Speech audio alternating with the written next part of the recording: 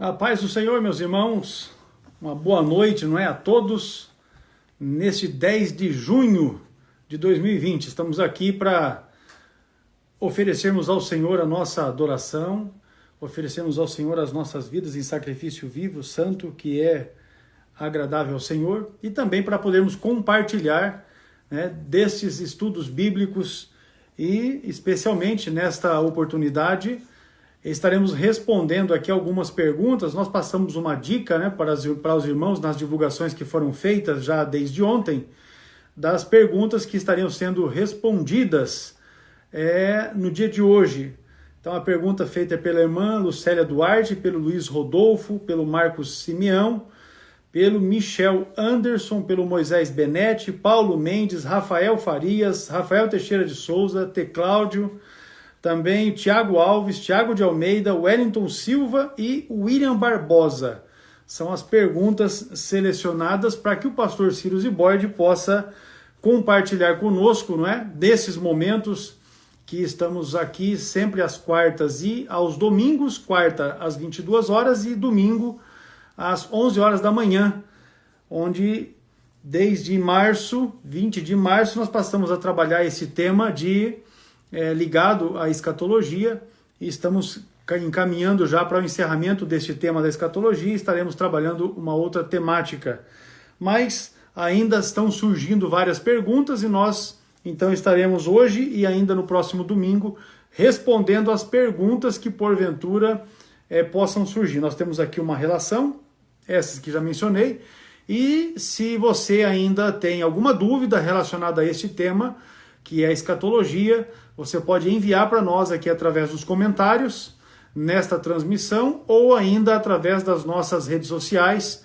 e também através do site. Tem ali os nossos contatos de e-mail e também de WhatsApp. Você pode utilizar qualquer um destes meios para estar enviando para nós a sua dúvida. Eu quero aqui ler um texto bíblico que está na primeira epístola de Paulo aos Coríntios, capítulo 15, versículos 51 e 52, a Bíblia diz assim, ó: Eis aqui vos digo um mistério. Na verdade, nem todos dormiremos, mas todos seremos transformados, num momento, num abrir e fechar de olhos, ante a última trombeta, porque a trombeta soará, e os mortos ressuscitarão incorruptíveis, e nós seremos transformados.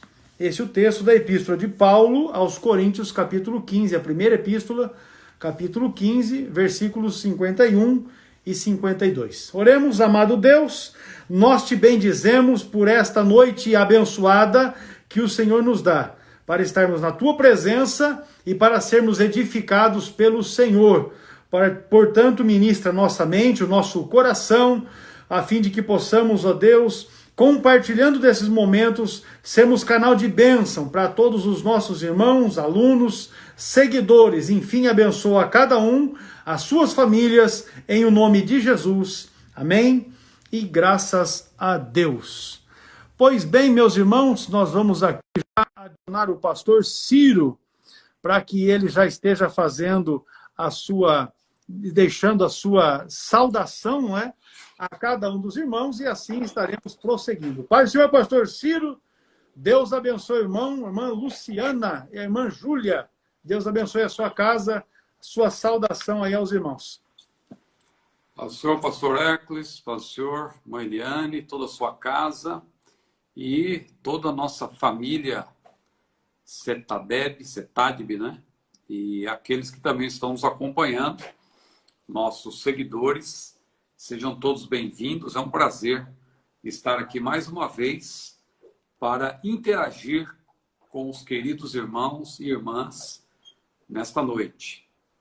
Maravilha, pois bem, eu já havia passado aos irmãos uma introdução de que nós vamos ainda continuar respondendo as perguntas, essas que nós temos aqui, e ainda no domingo, e a semana que vem nós vamos dar introdução a um outro assunto, e nós vamos estar divulgando para os nossos irmãos, para os seguidores, através das redes sociais, o assunto que estaremos abordando a partir da próxima quarta-feira. Então nós vamos ainda hoje e domingo respondendo as perguntas escatológicas, e os irmãos então, conforme dissemos, pode colocar a sua pergunta aqui nos comentários dessa live e ainda através das nossas redes sociais, através do nosso e-mail, no site www.cetadib.com.br. Você tem acesso aí também aos nossos números de WhatsApp para que você possa estar encaminhando as suas dúvidas, não é? E o nome do Senhor, com certeza, será engrandecido. Já queremos agradecer ao Senhor pela presença de cada um dos irmãos que estão conosco. O pastor Evandro já se apresentou ali, né, diretamente de Palmas, em Tocantins. Também os irmãos que trabalham com a gente no CETADB, vários deles já deram o seu sinal ali também, estão com a gente. Deus abençoe cada um dos nossos irmãos. Eu quero dizer para você que, se você ainda não tem um núcleo do curso teológico do CETADB na sua igreja, você pode acessar o nosso site www.cetadib.com.br e ali estar cadastrando um núcleo para a sua igreja e assim reunindo um grupo de irmãos, não é? Irmãos, irmãs, jovens, adolescentes, para estarem aprendendo a palavra de Deus e serem edificados no ensino da palavra. Nós estamos disponibilizando para os nossos alunos, além do material didático, livro didático, também o acesso às videoaulas através do nosso site. Fica fácil para aqueles irmãos que ainda não estão podendo, nas regiões, em algumas regiões do país, não é, se deslocarem para assistirem às aulas através de sua casa mesmo, usando o seu celular, usando o tablet, usando o seu computador, enfim, tendo toda a condição para estar aprendendo mais da palavra do Senhor através dos cursos oferecidos pelo CETADB, não é? Sem mais delongas, pastor Ciro, a nossa irmã Lucélia Duarte, ela fez, na verdade, aqui são 3 perguntas. Ela perguntou assim: Enoque e Elias poderiam vir a ser as 2 testemunhas do Apocalipse, uma vez que não morreram? A segunda: no milênio, como será a interação da igreja com os povos da terra? E, por fim, nós não morreremos. E a população da terra, sim? São 3 as perguntas que foram levantadas pela irmã Lucélia Duarte, que é ali de São Paulo, né? Inclusive amigos seus, pessoais e particulares. Amém. A irmã Lucélia realmente é uma grande amiga. Ela é de São Paulo, mas já está no Rio há algum tempo que ela veio para... Então pronto, está em casa. Mas ela trabalha na CPAD, né? E somos amigos de longa data, né? Não que sejamos velhos, né? Mas é que já faz algum tempo. É só tem uma experiência a mais, né? Não é velho, é experiência, aquela coisa. Ela, o seu esposo, o irmão Ivan, não é? Que são 2 grandes amigos. A gente até demorou para responder a pergunta dela, que ela vem perguntando já, só que ela foi, a gente aproveitou, ela fez 2, depois a gente juntou, depois ela fez as perguntas juntas também. Uhum. Mas finalmente chegou o momento de responder e eu vi que ela já entrou aí, então ela está participando da nossa live. Amém. Bom, a pergunta da nossa querida irmã Lucélia e também do seu esposo, irmão Ivanuel, é uma pergunta que daria uma live, com certeza, porque é uma pergunta ampla, né? A começar pelas 2 testemunhas. Eu vou procurar aqui fazer uma explicação bem sintética, mas que contemple... virão outras perguntas sobre as 2 testemunhas. Quando chegarem, a gente já usa essa como base e só a irmã Lucélia está aí nos cumprimentando. E só complementa alguma coisa, né? Com certeza. Mas vamos lá. Então, primeira coisa que a gente precisa dizer é o que está na Bíblia sobre as 2 testemunhas. Em Apocalipse 11, você tem 3 informações sobre as 2 testemunhas. A primeira é que elas vão profetizar na primeira metade da tribulação, né? 1260 dias, diz lá em Apocalipse 11, versículo 3. A segunda é que elas são chamadas, e elas vão profetizar com um pano de saco, diz a Bíblia, né? Que fala da condição de humilhação na presença de Deus. Isso aí, né? Uma alusão à maneira como essas testemunhas vão se portar diante de Deus. São servos de Deus, piedosos, né? É essa referência bíblica. E também são chamadas de 2 oliveiras ou 2 castiçais. E a alusão à profecia, ao que diz lá no profeta Zacarias e tal, para mostrar que elas estão diante de Deus. São pessoas que realmente são especiais, né? São servos de Deus realmente. E a Bíblia também diz que elas vão ter poderes sobrenaturais. Vão poder fechar o céu para que não chova por 3 anos e meio, justamente o período da primeira metade da tribulação, né? 3 anos e meio. Vão ter poder também para responder de maneira sobrenatural àqueles que se lhes opuserem. A Bíblia diz que vai sair fogo das suas bocas, né? É interessante essa descrição. E elas também vão fazer com que as águas se transformem em sangue. E aí, com base nessas informações, surgem várias especulações. Eu diria que tem aí, muitos candidatos para ser essas duas testemunhas. Vou citar algumas aqui, as principais, porque serão 2 pessoas, é claro, né? As outras especulações que dizem que vão ser ali 2 grupos e tal, não, isso aí eu nem estou abordando, só pessoas mesmo. Então, quais são os candidatos? Pedro e Paulo, é uma dupla. Alguém já sugeriu. Principalmente os preteristas, aqueles que acham que a grande tribulação já aconteceu no 1º século, eles dizem que as testemunhas foram já, não é que serão, foram Pedro e Paulo, porque Pedro e Paulo são os personagens principais, né? Em Atos dos Apóstolos. A Bíblia mostra ali em Atos de 1 a 12 é Pedro que se destaca, e Atos de 13 a 28 é Paulo que se destaca. Então, veja, o livro é Atos dos Apóstolos, mas na verdade só tem 2 apóstolos que realmente se destacam, que é o Pedro, que era parte do colégio apostólico, e Paulo, que veio depois, mas também como apóstolo. E alguém acredita, então, que como a grande tribulação teria acontecido ainda no 1º século, eles só não explicam como que Pedro e Paulo já ressuscitaram e estão no céu, né? Porque a Bíblia diz lá em Apocalipse 11 que as 2 testemunhas elas serão mortas pelo anticristo e vão ressuscitar depois de 3 anos e meio e vão, né, ser levados para o céu. Então, essa é uma especulação. Outra possibilidade, Elias e João Batista. Por que Elias e João Batista? Elias, representando o Antigo Testamento, e João Batista, que voltaria, porque Jesus disse, esse é o Elias que haveria de vir. Só que, veja, Jesus se referiu àqueles dias. Só que a profecia de Malaquias 4 e 5, ela tem 2 aspectos.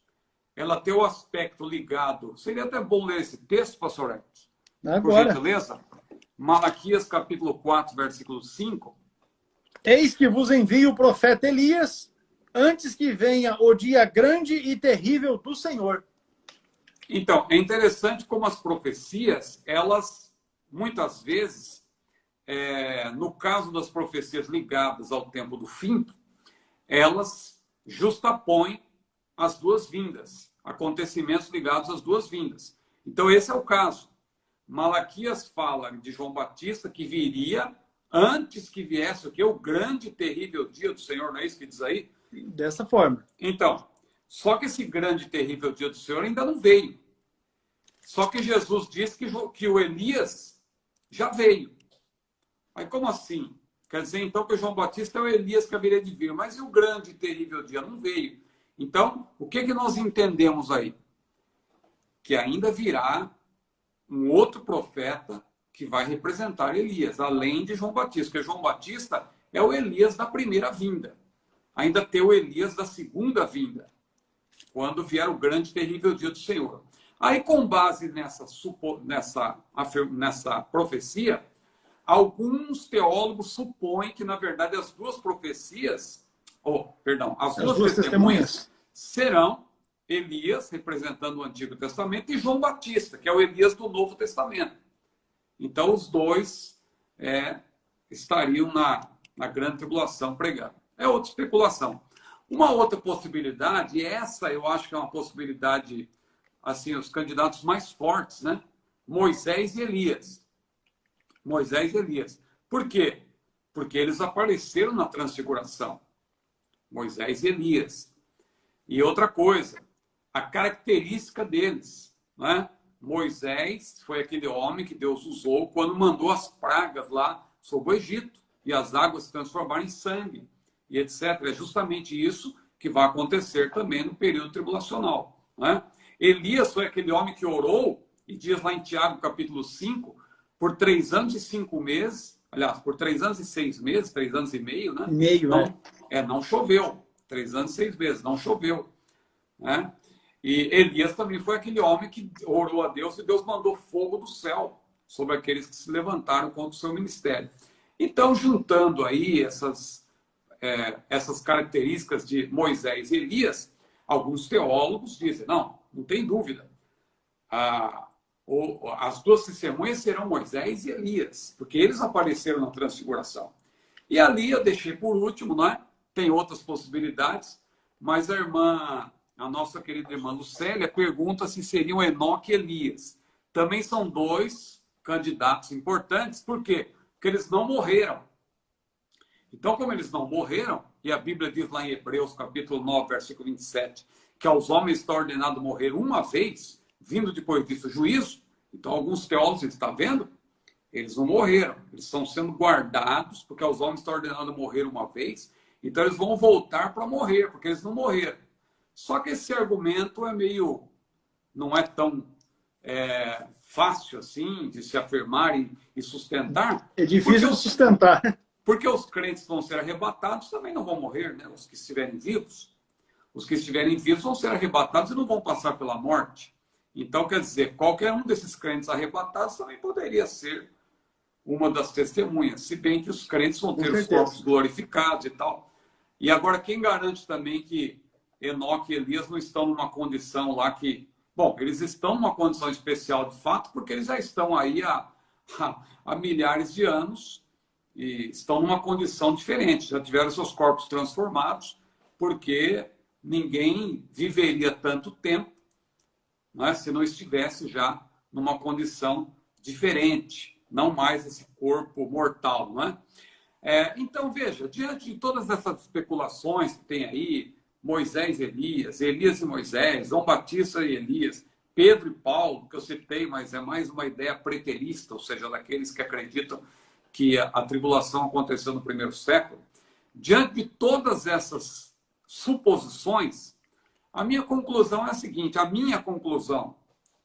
que eu vejo, eu digo a minha conclusão porque nós não temos uma posição que pode ser dogmática e dizer, olha, serão estes ou aqueles. Eu penso, na minha maneira de ver, que não serão nenhum desses que eu falei. Não vai ser Enoque e Elias, não vai ser Elias e Moisés, não vai ser João Batista e Elias. Para mim, serão 2 profetas que virão, porque Deus não fica sem representante em nenhum período, né? E na grande tribulação ele não vai ficar sem representante. Então ele vai mandar 2 profetas que vão, claro, representar, vão ser como aqueles profetas do Antigo Testamento, mas serão novos profetas. Porque o próprio texto de Malaquias 4 e 5, que o irmão leu, Jesus disse que o Elias já veio. E o Elias, no caso, não foi o próprio profeta Elias que voltou.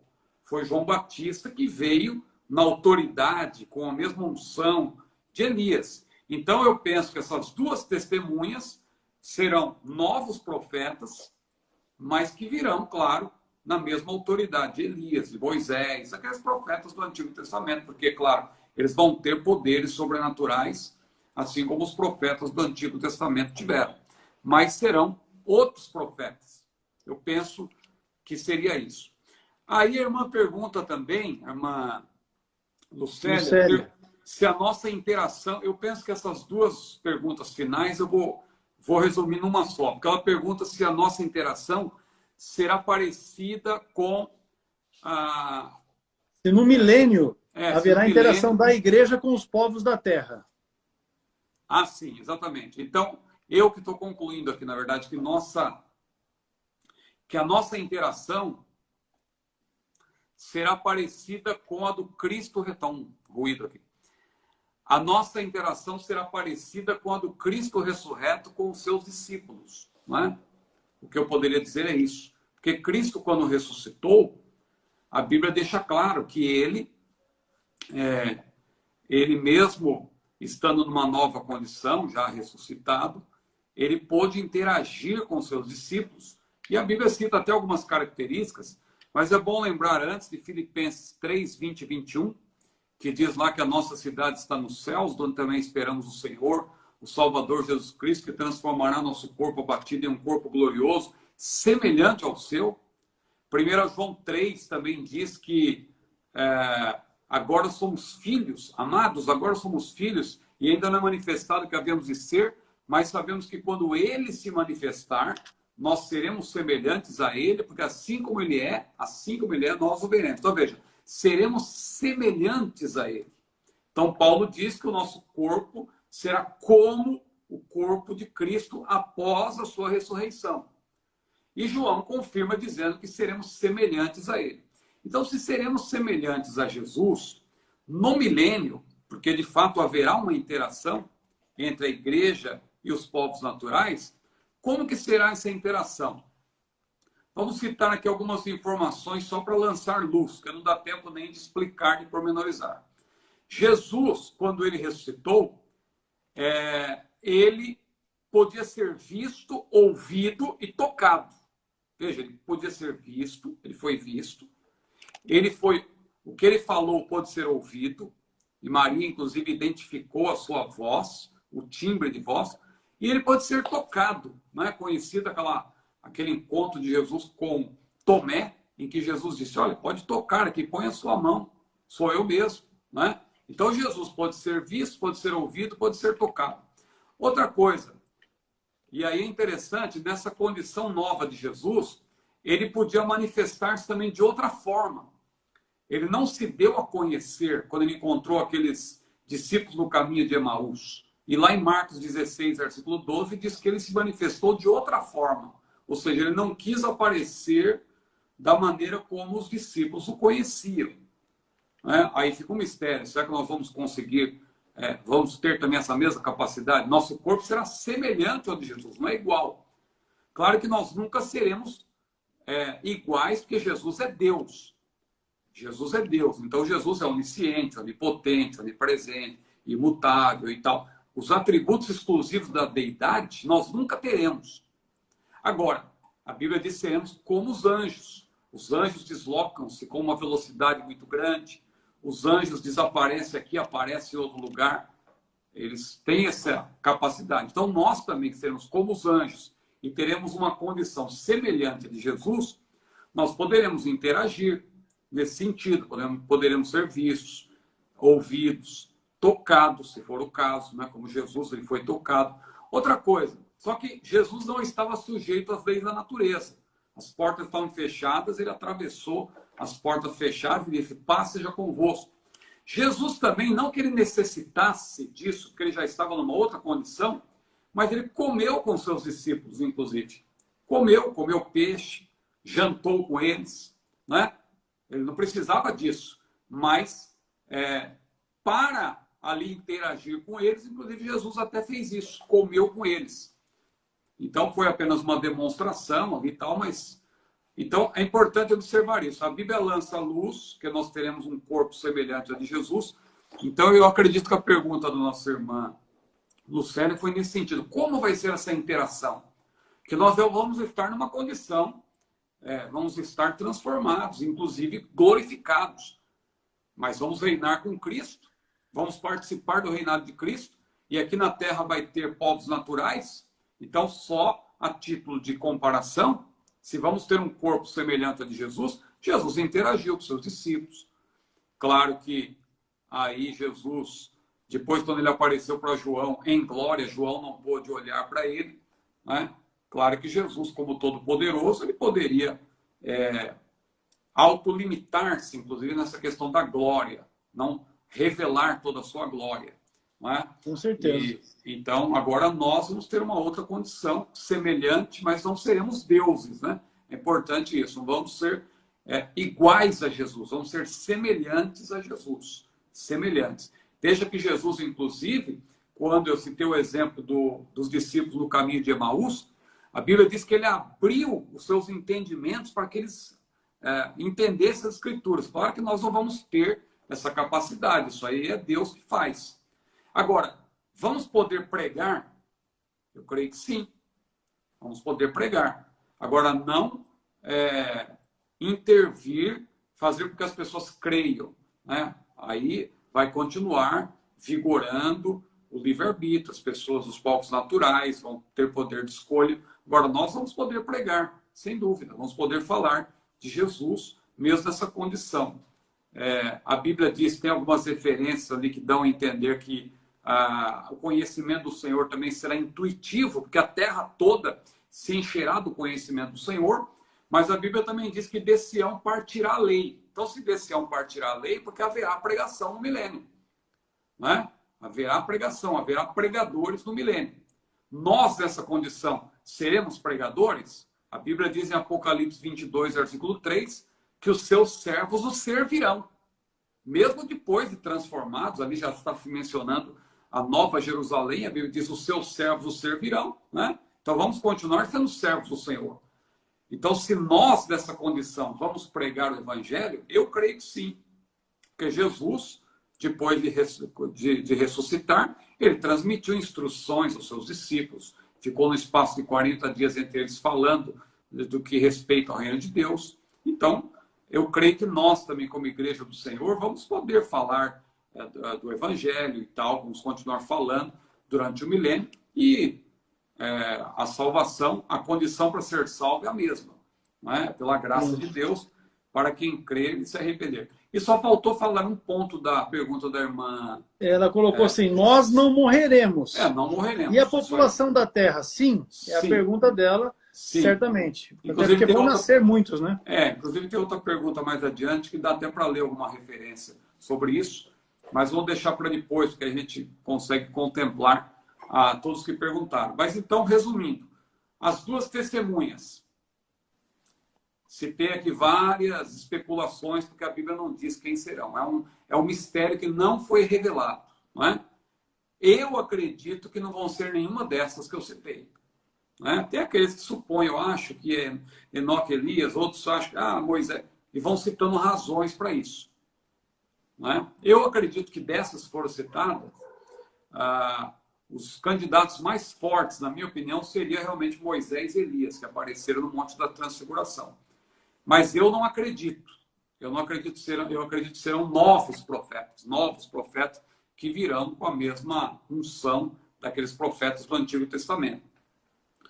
Quanto à condição no milênio, a interação, eu lancei luz aí, mostrei que Jesus interagiu com seus discípulos quando ele ressuscitou, e morte no milênio. Haverá tanto dos salvos como dos perdidos, mas dos povos naturais. A igreja não mais, porque a igreja vai estar, já terá ressuscitado, já terá sido transformada, e a Bíblia diz que vai ser num abrir e fechar de olhos, ante a última trombeta, os mortos estarão incorruptíveis, ou seja, para não morrer mais. O que é corruptível vai se revestir de incorruptibilidade. O que é mortal vai se revestir, diz lá 1 Coríntios 15, de imortalidade. Então, os salvos, naquela ocasião, os arrebatados, né, e os salvos durante a grande tribulação e que ressuscitaram antes do milênio, ingresso no milênio já numa condição com corpos glorificados. Os que nascerem durante o milênio, aí é outra coisa. Ou os que nasceram na grande tribulação e ingressaram no milênio, eles entram como povos naturais. Aí, claro que vai haver, uma coisa vai puxando a outra. É difícil finalizar aqui a pergunta. Não tem como sair, né? Tem como sair. No milênio haverá longevidade. Isso aí sim. Né? Hoje as pessoas morrem aí com 50, 60, 70 anos. No milênio, a Bíblia mostra que vai haver, tem profecias dos profetas que mostram que vai haver longevidade. Mas não quer dizer que não vai haver morte. Vai haver morte. As pessoas vão viver mais, claro. Vai ser um período diferente na Terra. Jesus vai estar reinando, tudo. Mas haverá morte. E a Bíblia mostra isso também. Tem versículos, depois a gente lê. Mas vamos adiante aí, porque tem mais perguntas, né? Tá, joia. Vamos lá. Mas essa pergunta aí eu levei bastante tempo. Metade da live já foi. O Luiz Rodolfo, pastor Ciro, está perguntando assim, ó. Se cremos em duas ressurreições, quem morrer no milênio ressuscitará quando? sem dúvida nenhuma, nós cremos em duas ressurreições porque elas são bíblicas. Mas são duas modalidades, só enfatizando, duas modalidades de ressurreição. Não é que são duas ressurreições, dois eventos. Duas modalidades. Então, a primeira modalidade, Jesus falou lá em João 5, que uns vão ressurgir para a vida, a ressurreição da vida, e outros para a condenação. Mas alguém dirá, não, Jesus falou que vai ressuscitar tudo de uma vez. Não, não. É só você ler com mais atenção, você vai ver lá em Lucas 20, Jesus utilizou a expressão que no grego é ektonekron, que é ressuscitar dentre os mortos. Dentre é uma ressurreição seletiva. Tanto é seletiva que a Bíblia diz, Cristo as primícias, depois os que são de Cristo na sua vinda.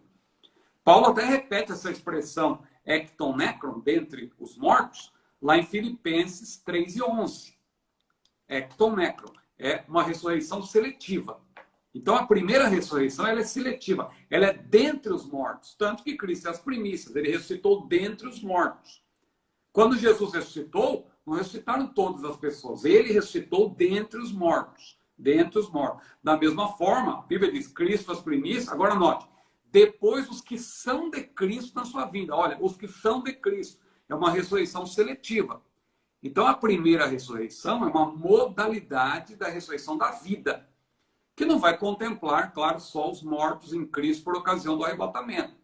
As duas testemunhas que eu mencionei vão ressuscitar também, diz lá Apocalipse 11. Os mortos durante a grande tribulação, né? Durante o período tribulacional também vão ressuscitar. E a Bíblia diz que eles ressuscitam antes do milênio. Apocalipse 20, versículos 4 e 5.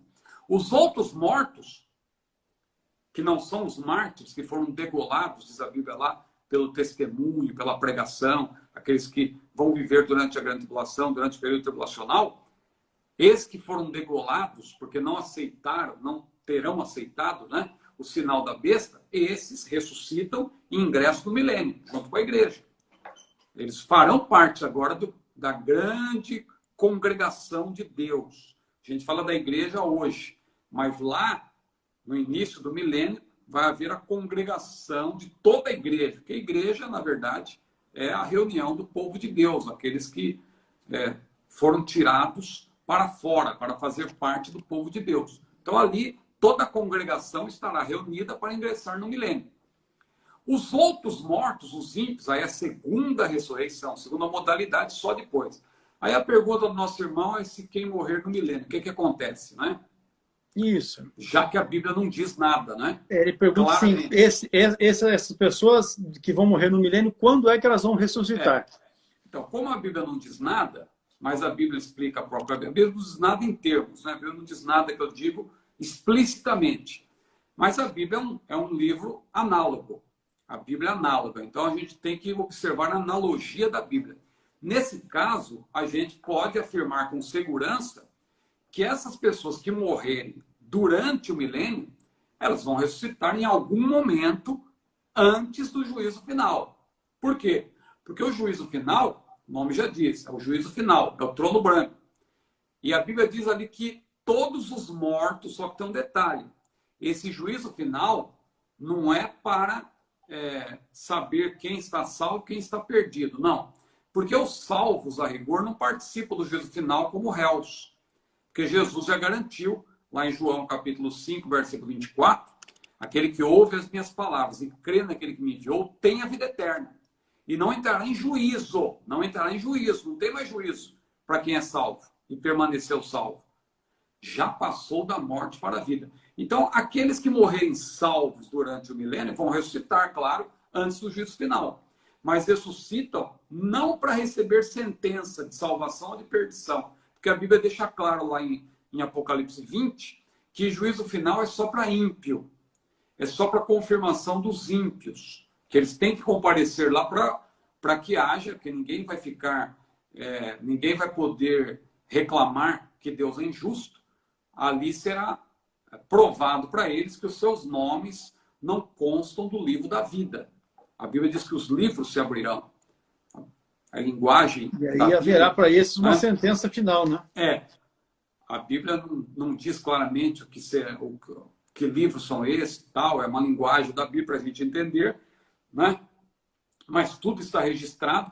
O que a Bíblia quer dizer com isso é que Deus sabe de tudo. Não adianta a pessoa querer se justificar naquele grande dia. E então os ímpios vão receber a sentença. A Bíblia diz: ficarão de fora os cães, os abomináveis.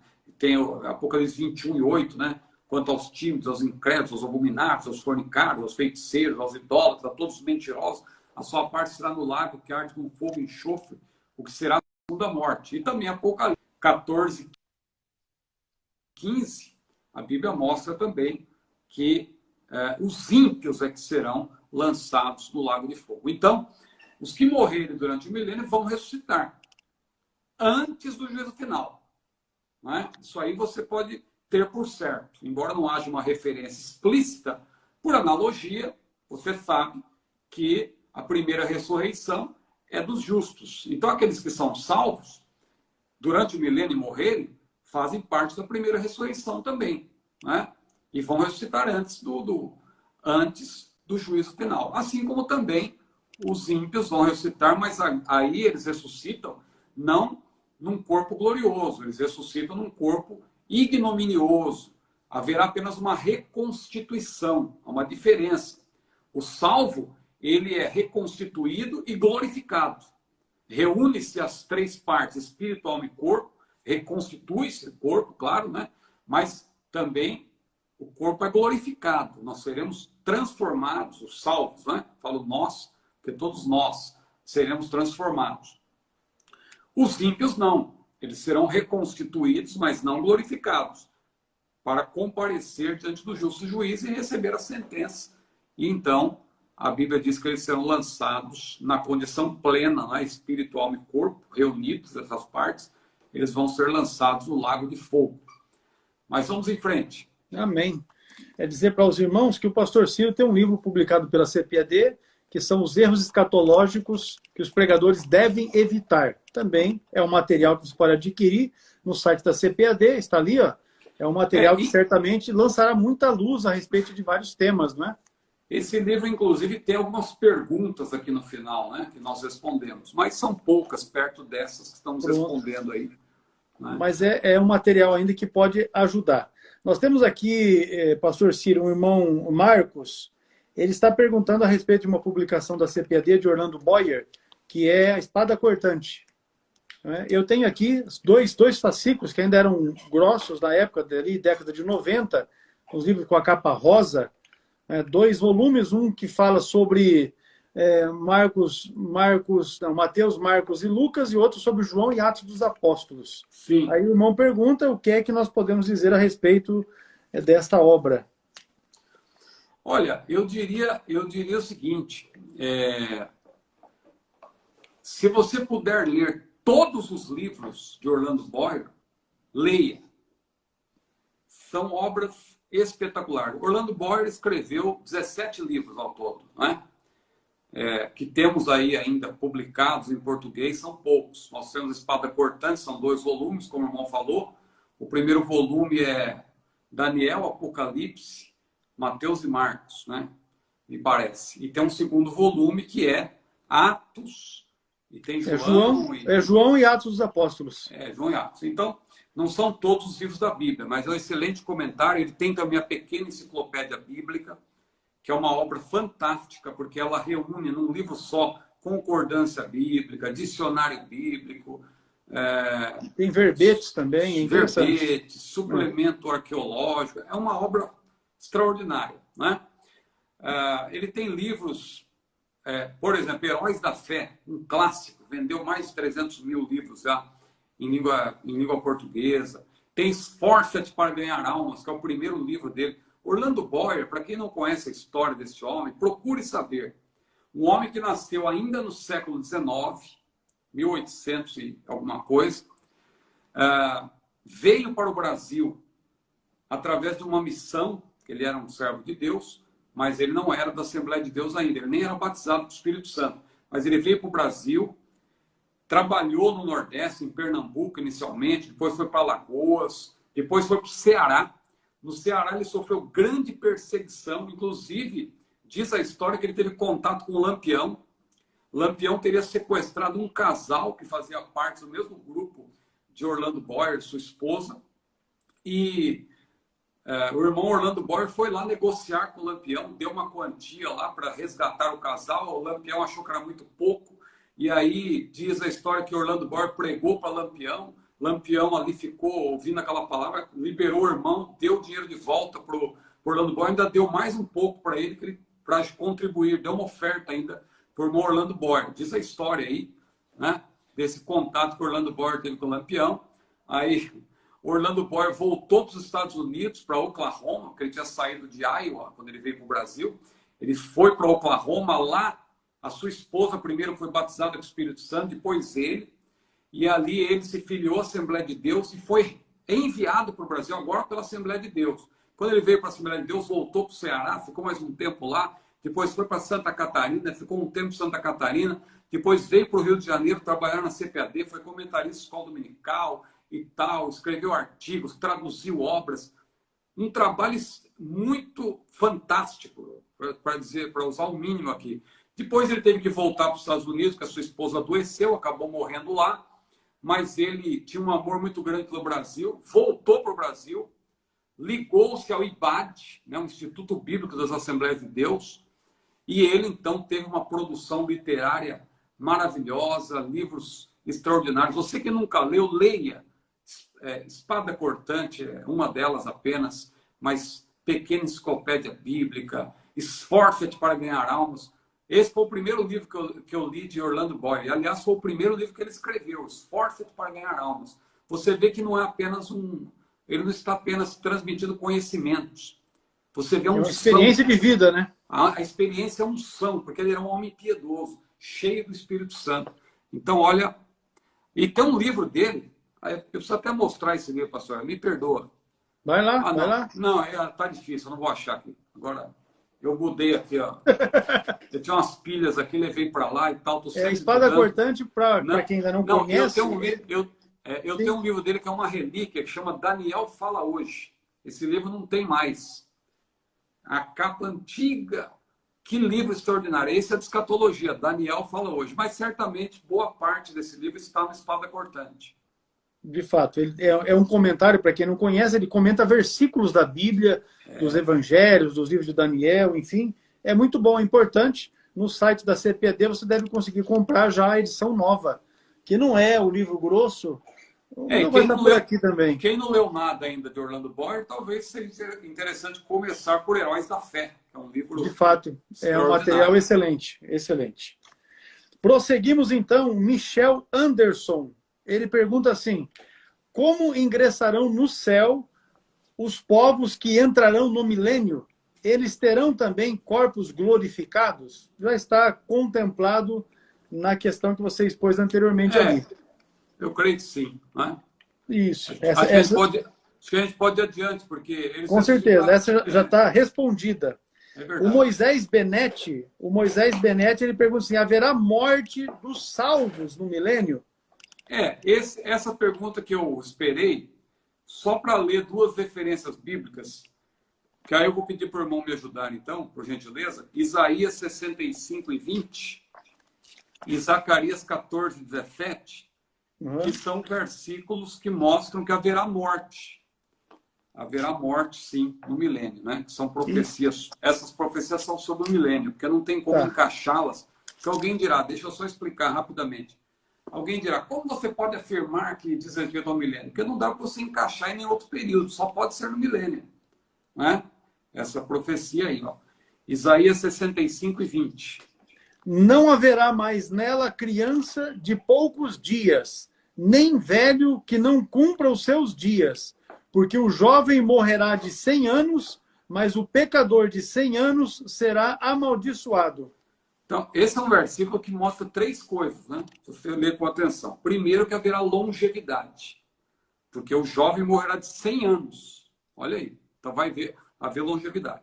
Segundo, o pecador de 100 anos, o jovem morrerá, então vai ter morte. Vai ter longevidade, mas vai ter morte. E outra coisa, o pecador também vai ter pecado no milênio, porque o diabo será tirado. Mas o ser humano, ele tem uma natureza caída. uma natureza caída. O diabo ele é o tentador. Aliás, ele não é o único tentador, ele é o tentador, tudo bem. Ele é o grande tentador, né? Como a Bíblia diz. Mas é o tentador que tenta de fora para dentro, né? Não se esqueça que nós temos o pecador ainda não transformado, glorificado, como vai acontecer conosco no arrebatamento, ele ainda tem uma natureza caída, porque hoje Jesus nos livra do poder do pecado. A Bíblia diz, o pecado não terá domínio sobre vós. Quando formos transformados, aí ele nos livrará da presença do pecado. Presença. Hoje ainda o pecado está presente em nós. Então temos uma natureza caída. Uma natureza caída. Então é o que eu estava explicando. Essa natureza caída nos tenta. Nós somos tentados a partir da nossa própria natureza. O diabo é o tentador, mas ele tenta, é uma tentação de fora para dentro. Nós, aliás, essa é a diferença entre nós e o homem perfeito Jesus que andou na terra. A Bíblia diz que Jesus em tudo foi tentado, só que ele foi tentado de fora para dentro. Ele nunca foi tentado a partir da sua própria natureza, porque a sua natureza sempre foi santa. Jesus perfeita, né? Nunca deixou de ser Deus, Jesus é santo, né? Então a sua natureza é perfeita. Isso é um mistério até para nós, né? E muita gente transforma isso numa questão aí para querer criar muita polêmica, mas na verdade a gente sabe só o que está na Bíblia, que Jesus, ele em tudo foi tentado, mas tentado de fora para dentro. Claro que ele não foi tentado a partir da sua própria natureza, porque ele sempre foi santo. E então, no milênio, os povos naturais vão continuar tendo essa natureza, então vão ser tentados, mesmo com o diabo preso, é aí que eu queria chegar. Eles vão ser tentados a partir da sua própria natureza. Por isso que vai haver pecado, vai continuar havendo pecado durante o milênio. E o pastor Evandro Carlos está citando aí a questão da natureza carnal. Tiago. Cada um é tentado quando atraído e engodado pela sua própria concupiscência. Diz lá em isso aí. A referência que ele colocou.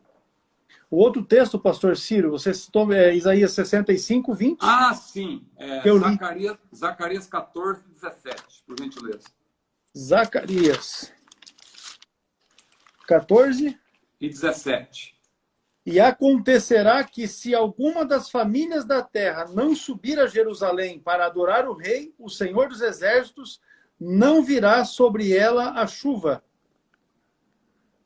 Zacarias 14, 17. Zacarias 14, 17. Né? A pergunta, então, é se haverá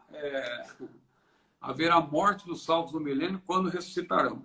Eu disse essa referência aí, acho que ela não acrescenta muito para a nossa conversa, mas diz respeito também ao milênio. Né? Aqui é mais uma profecia do milênio, que eu, na hora que estava meditando, não sei porque eu não estou lembrando porque que eu encaixei isso aí. Diz respeito ao milênio também, mas do primeiro, a referência que a gente citou primeiro já contempla aí praticamente a resposta. Né? Com certeza. Haverá morte e haverá pecadores e tal. Quando ressuscitarão, a gente já respondeu. Já. E também poderia... sim.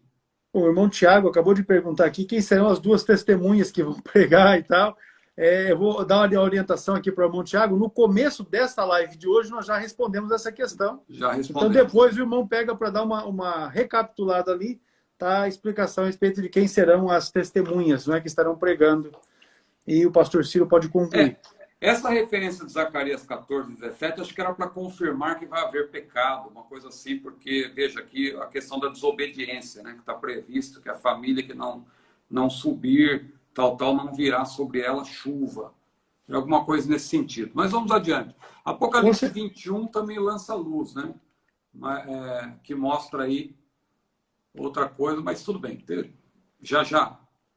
Eu estou preocupado já com o horário ali. Falta só 10 minutos. Como passa, né? O tempo passa rápido demais da conta.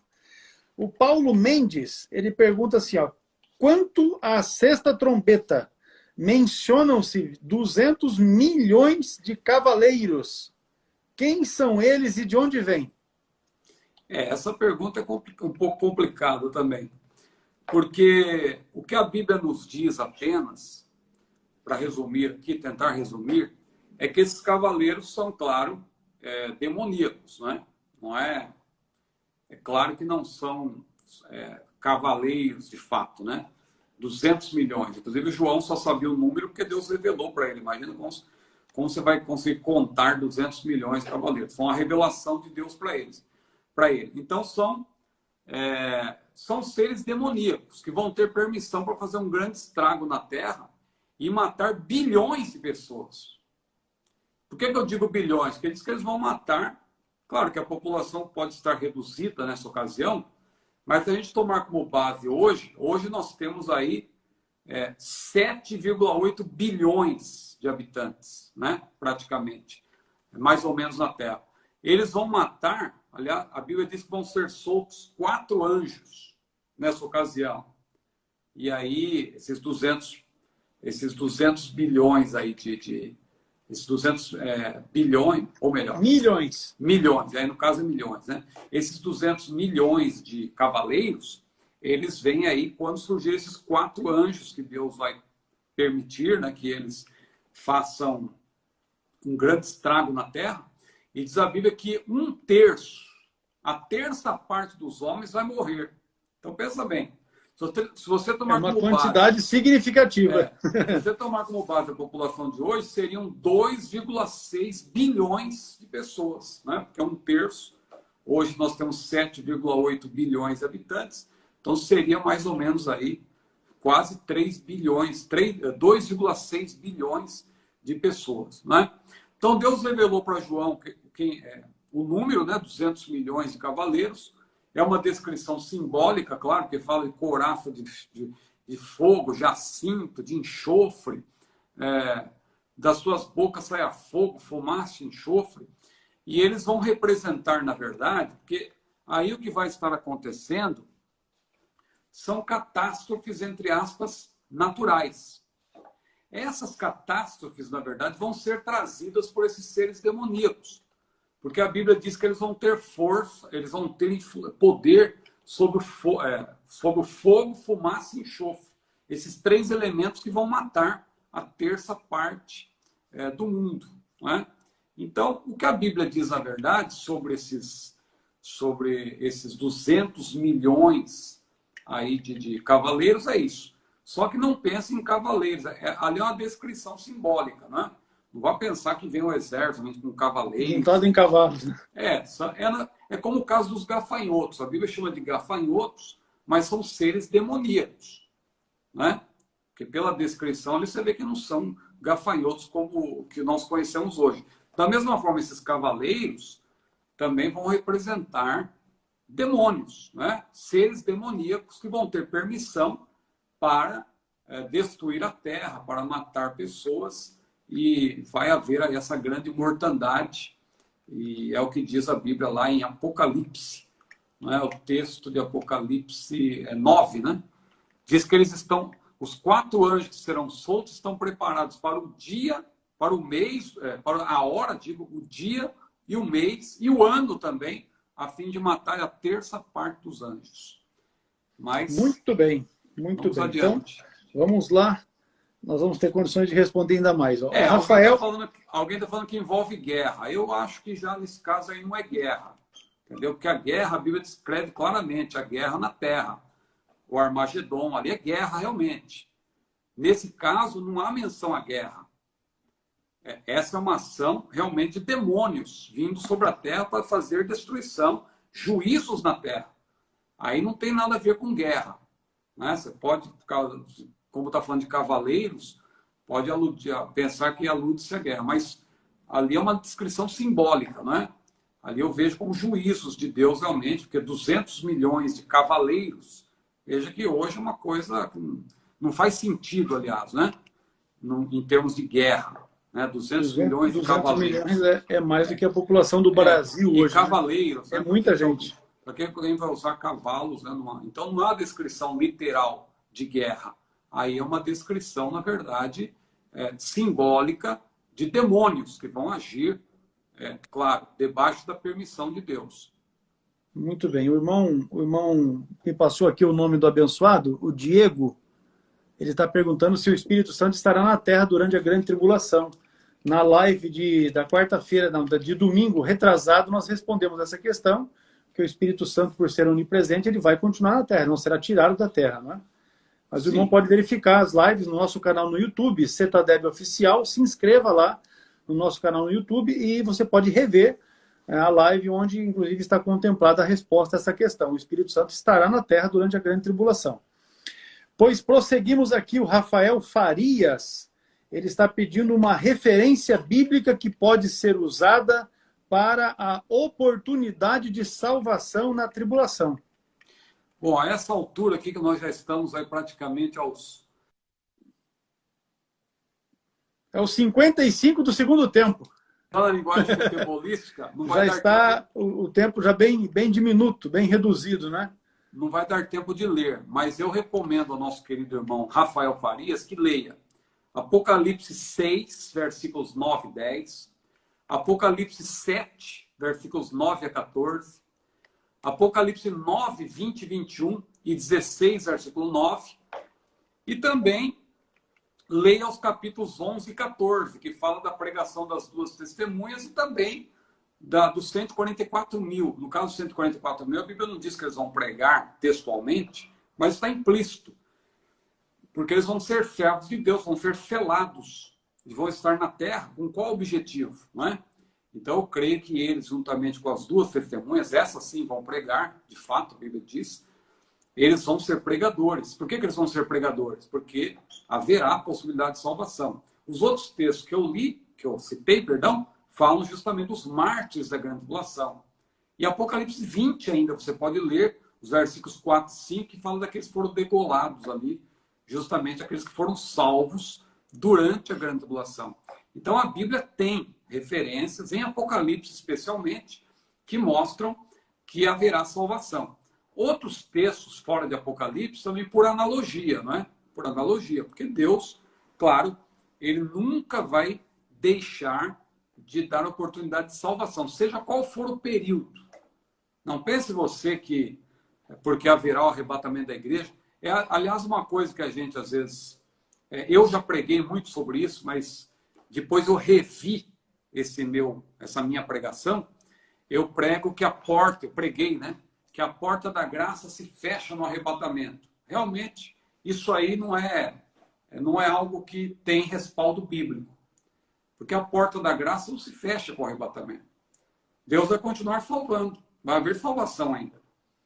Claro que vai haver uma dificuldade para aqueles que ficarem. O Espírito Santo, como disse o pastor X, não vai sair, mas o poder de restringir o mal vai ser retirado, né? A Bíblia diz que há um que detém o anticristo, até que do meio seja tirado. Então esse um, claro, é o povo de Deus, a igreja que está na terra, mas também o Espírito Santo está com a igreja, agindo na igreja. Essa ação dele de restringir o mal e tal, ela vai ser tirada, porque o diabo vai ser um período em que Deus vai dar permissão para o diabo, inclusive, formar uma tríade satânica, o dragão, a besta e a segunda besta. Né? O dragão, que é o diabo, o antideus, o anticristo, né? A primeira besta, que o próprio nome já diz que é aquele que se levanta contra Cristo, e o anti-Espírito Santo, que é o falso profeta. Esses três, essa tríade satânica, vai ter permissão para agir na terra. Permissão que hoje tem permissão, né? Na grande tribulação, no período tribulacional, uma permissão muito maior.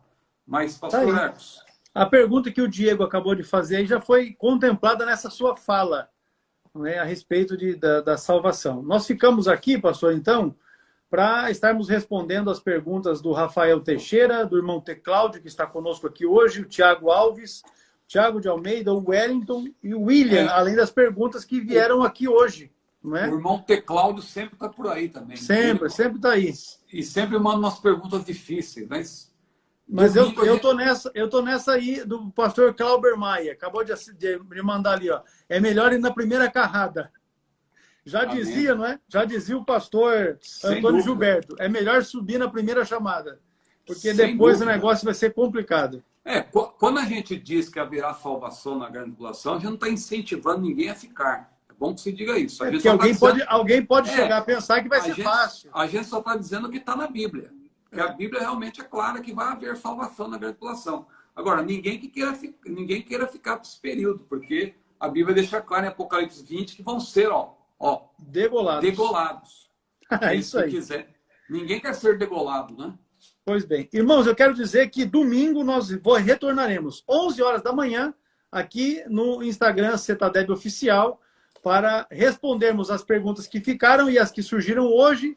E então estaremos encerrando o assunto de escatologia. E na quarta-feira próxima iniciaremos um outro estudo que certamente será edificante para a sua vida. Deus abençoe os irmãos na paz do Senhor. Pois bem, nós encerramos aqui mais uma transmissão no dia de hoje, não é? Respondendo uma série de perguntas que foram feitas aqui pela irmã Lucélia, pelo irmão Luiz Rodolfo, pelo Marcos Simeão, pelo Michel Anderson, pelo Moisés Benetti, pelo Paulo Mendes, pelo Rafael Faías, pelo Rafael Teixeira, não é? Aliás, o Rafael Teixeira não foi respondida diretamente para ele, mas ele perguntou assim, a Bíblia indica quem serão as duas testemunhas? E a resposta dele, na verdade, já está contemplada também. A resposta que foi dada para a irmã Lucélia, não é, que fala a respeito das duas testemunhas, e também para a pergunta que foi feita aqui, cadê? Teve um outro abençoado que perguntou também a respeito das testemunhas. Mas, enfim, a pergunta, então, do irmão Rafael Teixeira já está contemplada a respeito de quem serão as duas testemunhas. Foi respondido, desculpa interromper, pastor. Sim, pode falar. Foi respondido da irmã Lucélia, né, que voltou aí também. Quero agradecer a irmã Lucélia, que está sempre aí conosco e mandando perguntas e participando. E teve realmente mais uma pergunta sobre... Eu me lembro que alguém perguntou sobre as duas testemunhas, mas acho que a gente não chegou a responder, né? O Rafael Teixeira, ele pergunta assim, a Bíblia indica quem serão as duas testemunhas? É a próxima. Sim. Bom. É o próximo. Aí nós podemos, de repente, no domingo, porque certamente nós teremos aqueles que não estão hoje aqui, e a gente dá mais um toque nessa questão, porque alguém que não ouviu hoje poderá ter a oportunidade de ouvir domingo. Então, apenas enfatizando, no domingo nós vamos estar encerrando essas lives com o assunto de escatologia.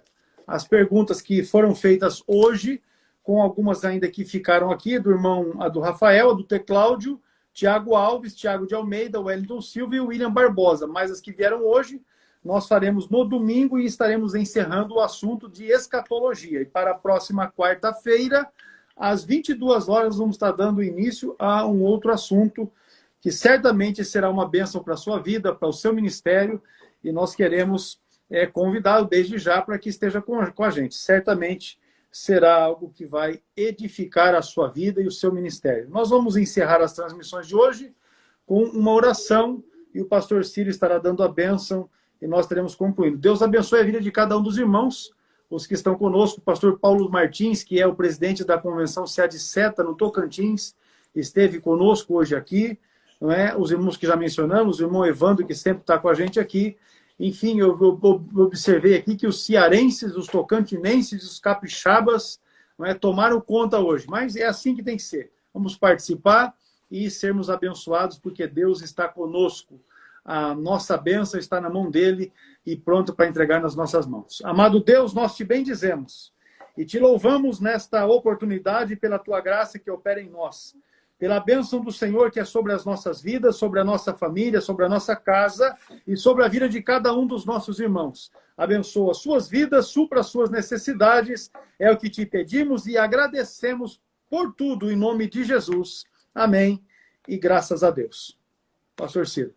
A graça do Senhor Jesus, o amor de Deus e a comunhão do Espírito Santo seja com todos, desde agora e para sempre. Amém. Amém. Deus abençoe, meus irmãos.